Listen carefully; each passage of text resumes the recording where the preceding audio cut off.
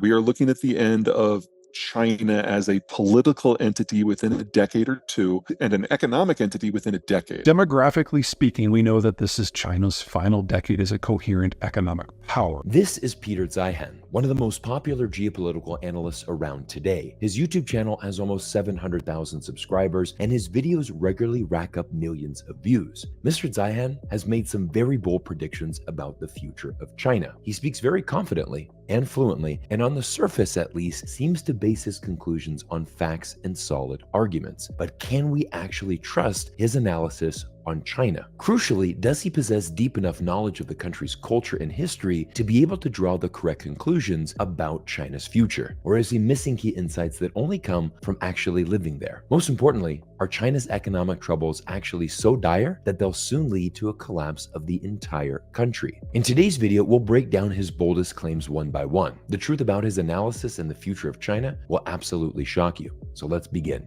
Now first, it's important to point out that Zeihan has predicting China will collapse within the next decade since 2010. Frankly, this is similar to many other so-called China experts, the most well-known being disgraced Gordon Chang, who has been unsuccessfully predicting China's collapse since 2001. Another important note is that Zeihan has neither lived in China nor does he speak Chinese, which, as I'll show later, creates an incredible blind spot that hinders his ability to truly understand China. Now, to be fair, Zeihan does base his predictions on problems in the Chinese economy that are in fact very real and very serious. But the all-important question is this: are Zeihan's conclusions well-founded and balanced, or are they simplistic and sensationalized to get more clicks and support his narrative? Let's give Zeihan a fair shake and do our due diligence in scrutinizing his claims. Now, the central pillar of Zeihan's predictions is China's current alarming demographic decline. As he correctly points out, the country's population already peaked around 2010 and has been shrinking and aging ever since. In fact,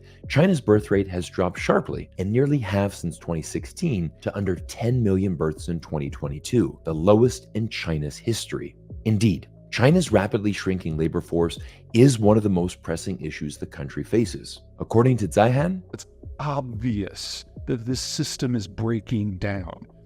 The demographic collapse is not correctable. There are not enough people under age 40 for them to even try. In Zeihan's view, this systematic collapse is inevitable simply because there aren't enough young people in China, and without them, two disastrous things are currently happening to its economy. Most of the consumption in a modern system happens when you're in your 20s and your 30s, when you're buying cars and raising kids and building homes. And second, without young people, we've seen their labor costs increase by a factor of 14 since the year 2000. So Mexican labor is now 1/3 the cost of Chinese labor. Essentially, Zeihan asserts that because the number of young Chinese is rapidly declining, number one, domestic consumption, an important engine of economic growth, is being decimated. And number two, China's labor costs are skyrocketing, which will effectively kill its industries because they'll be outcompeted and replaced by the likes of Mexico, which have cheaper labor pools. Zeihan also confidently states why Chinese industry isn't competitive anymore, and his reasoning will shock you.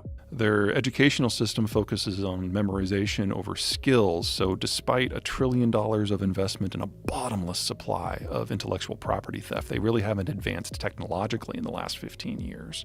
There's a lot to unpack here, but if we dig a little deeper, it becomes clear there are significant cracks in Zeihan's analysis. First, let's address the elephant in the room. Frankly, to claim that China really hasn't advanced technologically in the last 15 years is to be living under a rock. The simple truth is that China has come to dominate several advanced industries by now, including 5G telecommunications, EVs, smartphones, renewable energies, and drones. And this is just in the past decade. In addition, in a recent video, I revealed how China's semiconductor industry is actually rapidly catching up to America's cutting-edge technology. China recently developed a breakthrough microchip, and this even occurred while China was restricted by US sanctions. Now you might be thinking, well, Cyrus, that's only because, as Zeihan states, China unfairly stole all this technology. This is frankly outdated thinking. Let me explain. While there was a time when China could be called a copycat nation, earlier this year, the world's leading think tank for science and technology based in Washington, D.C., the ITIF, revealed in a comprehensive report that China is now actually more innovative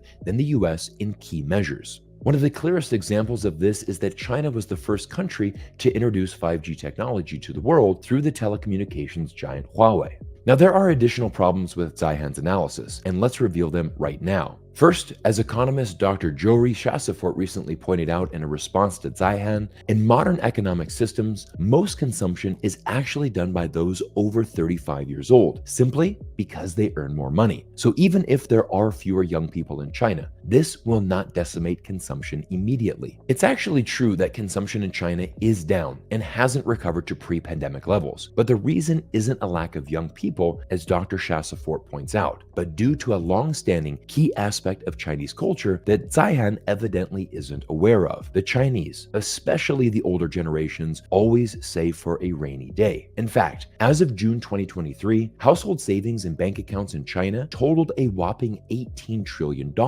compared to only $700 billion in the United States. That's almost 6 times as much per person than in the United States. And as this graph shows, this number is steadily rising. Second, the claim that higher labor costs will destroy China's industries is frankly too simplistic, not to mention simply not true. There's just a lot more going on here. First of all, most of the world hasn't chosen to manufacture their products in China simply because its labor is cheap. Instead, it has everything to do with China's unmatched manufacturing experience and expertise, as well as its supreme supply chain consolidation. And this is something which other countries with cheap labor simply doesn't have. Apple CEO Tim Cook could not have summed it up more perfectly. There's a confusion about China. The popular conception is that companies come to China because of low labor costs. I'm not sure what part of China they are going to, but the truth is China stopped being the low labor cost country many years ago. And that is not the reason to come to China from a supply point of view. The reason is because of the skill and the quantity of skill in one location and the type of skill it is. The products we do require really advanced tooling, and the precision that you have to have, the tooling and the working with the materials that we do are state of the art. And the tooling skill is very deep here. In the US, you could have a meeting of tooling engineers, and I'm not sure we could fill the room. In China, you could fill multiple football fields.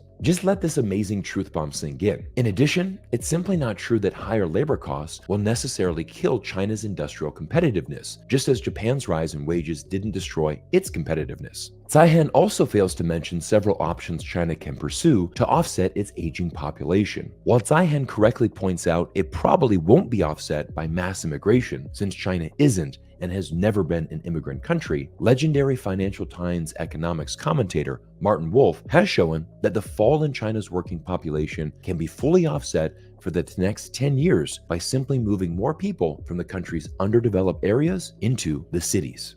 In addition, China can also simply increase the retirement age above 60 for men and 50 for women, both of which are well below the world average. What's more, it's no secret that China is leading the fourth industrial revolution, and so it's actively preparing for a smaller workforce with the help of AI and automation. It's also crucial to point out that the relationship between demographics and economic performance actually isn't well established. As Dr. Chassafort again points out, there are countries like Nigeria that saw a huge population increase, but not a similar economic increase. Similarly, there are countries like Bulgaria, which lost almost 10% of its population the last decade, but whose economy still grew quite a bit as workers got more productive. And importantly, China's productivity is still comparatively low, even below Poland's, so there's still much room for improvement. And there's no doubt the Chinese will, as they're still some of the most hardworking people on the planet, and they're determined to build an advanced economy. Data from the World Bank also backs this up. China's GDP per capita has steadily risen, even skyrocketing at rates double the United States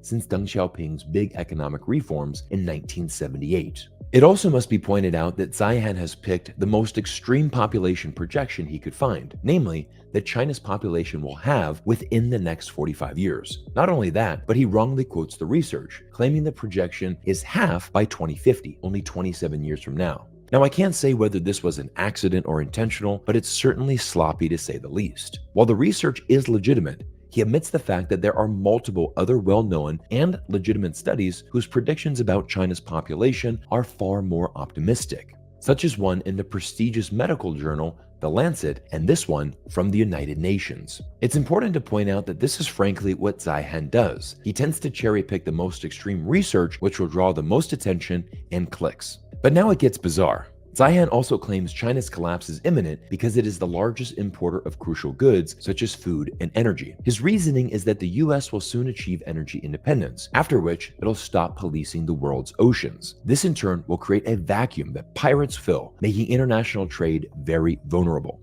As a result, China's crucial goods will frequently be hijacked and the country will suffer overwhelming food and energy shortages. Of course, there are numerous glaring faults with his analysis. First, that China needs the US Navy to protect its merchant ships from pirates is frankly outdated and even silly. Not only is the US Navy no longer suited to protect merchant ships, which Zeihan even stated himself in a recent podcast, but China's Navy is actually quite suited for this purpose, not to mention is the larger of the two navies. Second, if piracy will be a real risk, won't other important dependent countries, such as Germany, Singapore, and Ireland, also collapse as well? Third, just because the US achieves energy independence doesn't mean it'll stop policing the world's oceans, since it of course will still depend on numerous other crucial imports. But it doesn't stop here. China's government has actually built up huge stockpiles of both food and oil to weather precisely these kinds of scenarios. What's more, through mega projects such as the Belt and Road Initiative, China has built up a massive trade network that now reaches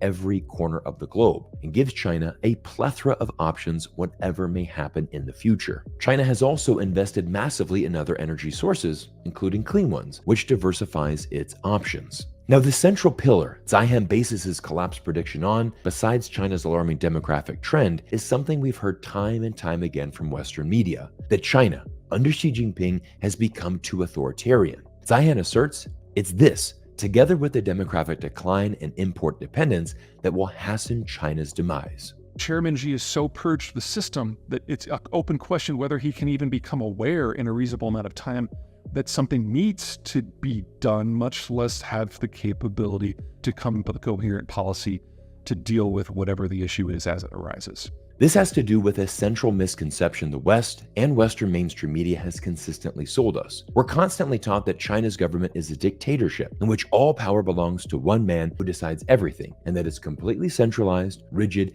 and incapable of change. But a few months ago, I broke down the insights of Ke Yujin, a Harvard-educated economics professor at the London School of Economics, who shatters this narrative and proves China's government is in fact far more decentralized and not the one-man show the West claims. You can click here to watch this video and learn how China's local governments actually have considerable autonomy. Finally, Zeihan's assertion that the Chinese government is now unable to respond to pressing issues just doesn't add up once you examine the evidence, which is that the government is actively and frankly very visible responding to literally all of these issues with a wide array of policies and actions. Let me give you a few concrete examples. Number one, they've completely relaxed the one-child policy and have enacted several other policies encouraging more births, such as extending both maternity and paternity leave, reducing rent for families with 3 children, and even straight up paying parents. Number two, they've invested enormously in technology and R&D in order to become more self-reliant, and that of course includes energy. Number three, they've built up massive stockpiles of both food and energy. Number four, they've grown and modernized the Chinese Navy. The Chinese government were even the ones to pop their own property bubble because they thought it was getting too big. Zeihan claims China's economic collapse will completely wipe out the property market and thus the primary method of savings for most Chinese, decimating any remaining support for the system and China's government. While he's correct that an asset bubble at the end of a rapid growth period can collapse an economy,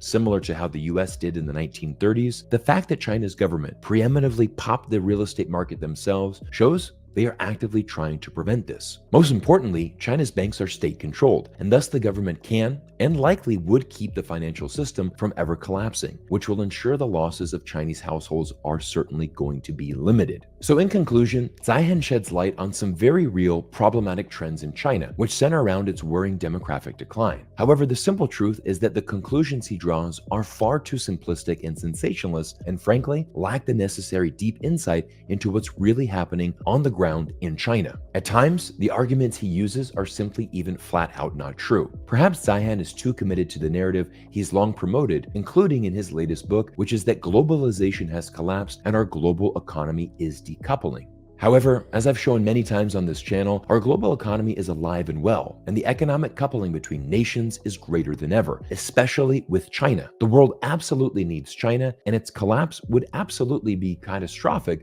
for the entire world from an economic standpoint alone, probably leading to the collapse of many other nations as well, including the United States' own economy. There's a far greater consensus in the West that if anything, China's economy will simply stagnate like Japan's did in the 1980s after its growth model ran out of steam. As we've consistently preached on this channel, it's imperative that we look beyond the mainstream headlines and catchy predictions and seek out voices that truly understand the country. People who have lived or spent considerable time in China and people who actually speak Chinese and communicate with real Chinese people regularly. Everyone, thank you for taking time out of your day to spend it with me here on YouTube, but now it's time to let me know your thoughts on China and the future of China's economy. Drop me a comment down below with your prediction and let me know what you thought of today's video. I want to thank you all for your amazing support. Let's make 2024 the best year yet, and I look forward to seeing you all in our next video soon.